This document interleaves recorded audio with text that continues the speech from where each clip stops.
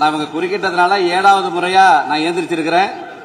7வது முறையா மாண்புமிகு முதலமைச்சர் அவர்களை நான் வாழ்த்த கடமைப்பட்டிருக்கேன். ஏன்னா ஒருவரை முதலமைச்சரை வாழ்த்தும் போதும் இடையில உறுப்பினர்கள் குறுக்கிடுவதும் நான் உட்கார்றதும் இப்ப இது 7வது முறை. பேசுங்க.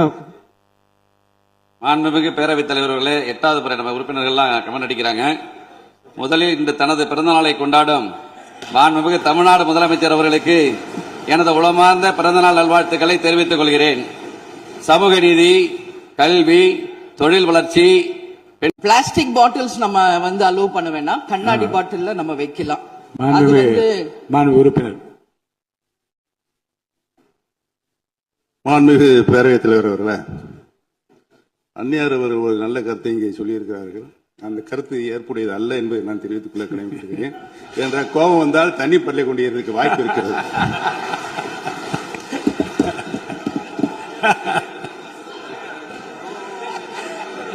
உறுப்பினர்